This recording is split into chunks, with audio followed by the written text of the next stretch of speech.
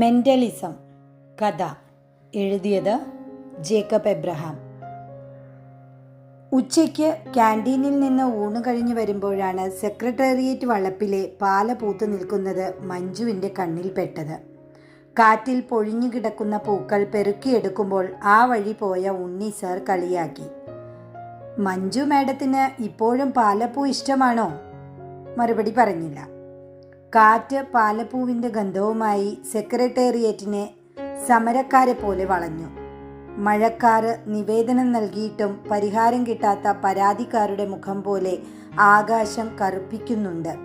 വേനൽ മഴ പെയ്യുമായിരിക്കും. പാലമരം കണ്ടപ്പോൾ നാട്ടിലെ വീടിൻ്റെ പിന്നിലെ കുന്നിൻപുറം ഓർമ്മ വരും.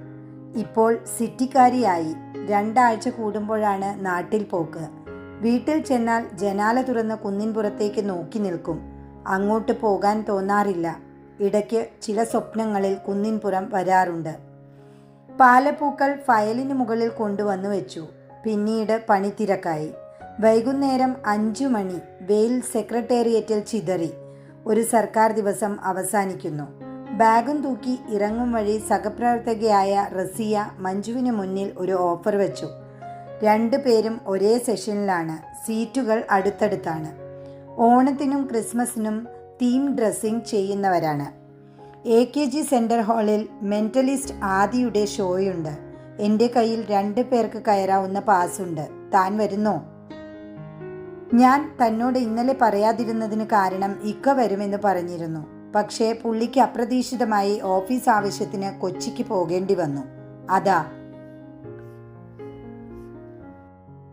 2 മണിക്കൂറിൻ്റെ കാര്യമേയുള്ളൂ. 6-ന് തുടങ്ങിയാൽ 8-ന് തീരും.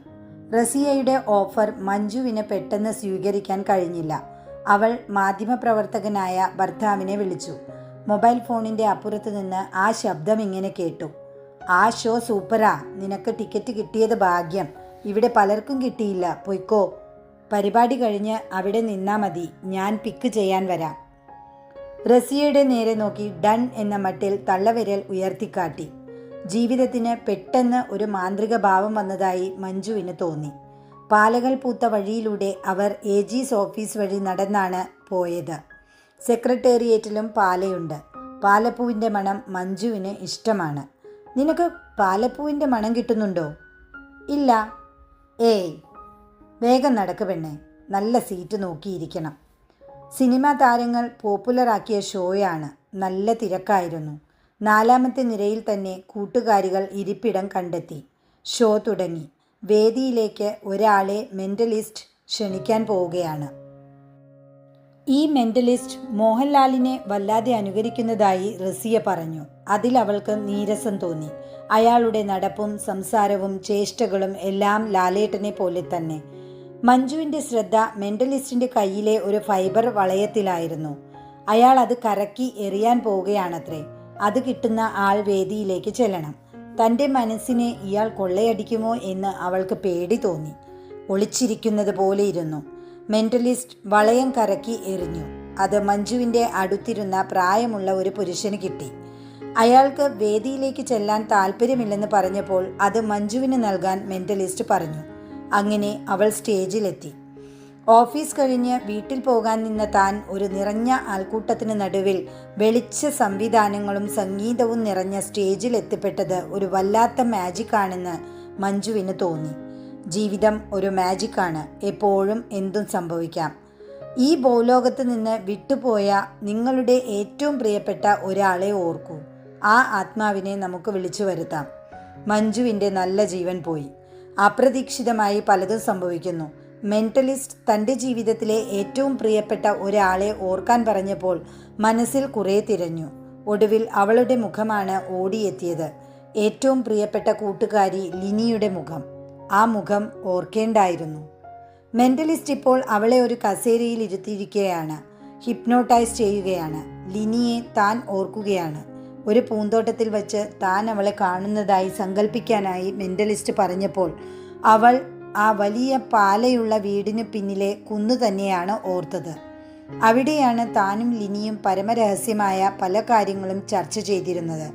താൻ ആ കുന്നിൽ പാലച്ചുവട്ടിൽ അവളെ കാത്തിരിക്കുകയാണ്. സന്ധ്യാനേരത്ത് അവിടെ പോകുന്നതിന് അമ്മ വഴക്കു പറയുമായിരുന്നു. ഗന്ധർവന്മാർ പാലപ്പൂ മണം തേടി കന്യകളെ തേടി പാലയിൽ എത്തുമത്രേ. ഈ അമ്മയുടെ ഒരു കാര്യം. ലിനി അഹങ്കാരിയാണ്, തോന്നിയവാസിയാണ്. ആൺപിള്ളേരുടെ കൂടെ കൂട്ടുകൂടും. അവരുടെ കൂടെ ബൈക്കിൽ കയറി സിനിമയ്ക്കും ബീച്ചിലും പോകും. അങ്ങനെ ഒരു യാത്രയിലാണ് അവൾ ബൈക്ക് ആക്സിഡൻറ്റിൽ ആ ചെറുപ്പക്കാരനും പോയി. അമ്മയ്ക്ക് നിരത്താൻ കുറ്റങ്ങൾ മാത്രമായിരുന്നു ഉണ്ടായിരുന്നത്. മെൻ്റലിസ്റ്റ് അവളെ ഒരു സ്വപ്നത്തിലേക്ക് നയിച്ചു. ലിനി അതാ നടന്നു വരുന്നു. അവൾക്ക് തൊട്ടടുത്തെത്തി. തനിക്കിപ്പോൾ ലിനിയെ തൊടാം. അവൾക്ക് മുല്ലപ്പൂക്കൾ ഭയങ്കര ഇഷ്ടമാണ്. മുറ്റത്തെ മുല്ലയിൽ നിന്നും ഇറുത്തെടുത്ത മുല്ലപ്പൂക്കൾ അവൾക്ക് നൽകി. പെട്ടെന്നാണ് മെൻ്റലിസ്റ്റ് നിദ്രയിൽ നിന്നും ഉണർത്തിയത്. ഹൃദയം പടപടാന്നിടിച്ചു. മുന്നിലെ ആൾക്കൂട്ടം അമ്പരന്നിരിക്കുന്നു. മെൻ്റലിസ്റ്റ് ലിനിയുടെ പേര് പറഞ്ഞപ്പോൾ അവൾ പൊട്ടിക്കരഞ്ഞു.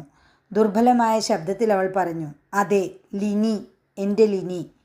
ആളുകൾക്ക് മുന്നിൽ കരയുന്നതിൻ്റെ ലജ്ജയൊന്നും തോന്നിയില്ല. അവളെ ആശ്വസിപ്പിച്ച് മെൻ്റലിസ്റ്റ് ഇരിപ്പിടത്തിലേക്ക് തന്നെ തിരിച്ചയച്ചു. റസിയ ഷേക്ക് ഹാൻഡ് തന്നു. താൻ അപ്പോഴും ലിനിയെ ഓർക്കുകയായിരുന്നു. മെൻ്റലിസ്റ്റ് പറഞ്ഞതുപോലെ കയ്യിൽ മുല്ലപ്പൂവിൻ്റെ വാസനയുണ്ട്. ലിനിയുടെ കൂടെ കുളത്തിൽ കുളിക്കാൻ പോകുന്ന വഴിയിലും നിറയെ പാലമരങ്ങളായിരുന്നു. ആ വഴി പോലും ഓർമ്മയിൽ വന്നു. പിന്നീട് അവൾക്ക് ആ ഷോ അത്ര ശ്രദ്ധിക്കാൻ കഴിഞ്ഞില്ല. ലിനിയെ ഓർത്തുകൊണ്ടിരുന്നു. ഷോ കഴിഞ്ഞു. ആളുകൾ പല വഴിക്ക് പിരിഞ്ഞു. റസിയ AKG സെൻറ്ററിന് മുന്നിൽ ഒരു യൂബർ ഓട്ടോ വിളിച്ചു. അവൾ ചാനലിൽ നിന്നും ഭർത്താവ് വരാൻ കാത്തുനിന്നു. അത്ര രാത്രിയായിട്ടില്ലെങ്കിലും മഞ്ജുവിന് തെല്ല് ഭയം തോന്നി. വേനൽ മഴ തകർത്ത് പെയ്യുന്നു. മഴ കഴുകിയ നിരത്തിൽ വാഹനങ്ങൾ വെളിച്ചങ്ങൾ കൊണ്ട് അവ്യക്ത ചിത്രങ്ങൾ വരയ്ക്കുന്നു. യൂണിവേഴ്സിറ്റി വളപ്പിൽ നിന്നും പാലപ്പൂക്കളുടെ മണം ഒഴുകി വരുന്നുണ്ട്. പാതയുടെ ഓരം ചേർന്ന് നടന്നു വരുന്ന ഒരു യുവതി അടുത്തെത്തിയതും ഫുട്പാത്തിൽ തൻ്റെ അടുത്തെത്തിയതും അവൾ ചോദിച്ചു, മഞ്ജു അല്ലേ? എന്നെ ഓർക്കുന്നുണ്ടോ? പെട്ടെന്ന് എന്തോ ഓർത്ത പോലെ നിന്നു.